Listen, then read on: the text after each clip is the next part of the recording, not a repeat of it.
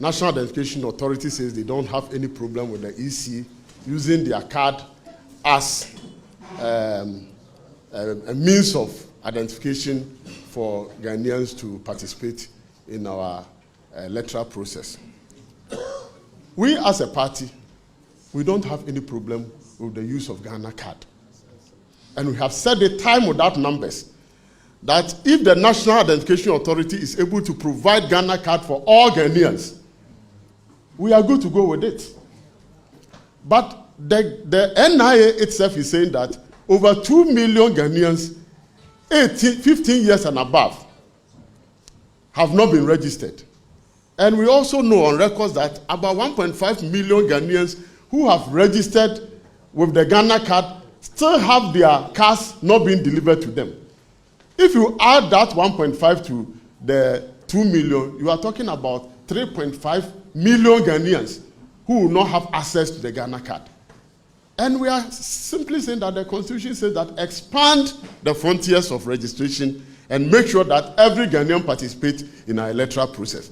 So if you have a system where ab initio 3.5 million Ghanaians do not have the card, and you agree with me, if you call, you are all media personnel, if you go onto the street and ask those who are struggling, even with the SIM registration, to get their Ghana card, the challenges that some of them have gone through, 3 months, 6 months, they are not getting their Ghana card. So the decision is very simple. If it isn't broken, don't fix it. The Electoral Commission assured us before 2020 that they are undertaking a registration of voters, which will be the last registration that they will conduct, and that all the features that are required to ensure that the voter ID card will be time-tested and will stand the test of time. They are incorporating all those features. And so what has changed for suddenly the EC to take a U-turn and say that they are going to undertake registration with new requirements and others? So that is our position. The second question is, what options are left? There are several options available to us, but we will keep those options very close to our chest. When we get to that bridge, we'll cross it. On the question of whether we are worried about Nana Akufo-Addo's comments and effusions that he will hand over to an MPP government, it doesn't lie in the mouth of Nana Akufo-Addo to determine who to hand over power to. That sovereignty resides in Ghanaians. And Ghanaians will be called upon in 2024 to go and exercise their franchise. And if there is anything to go by, recent surveys by all the reputable institutions tells us that over 80% of Ghanaians feel that this country is moving in a wrong direction.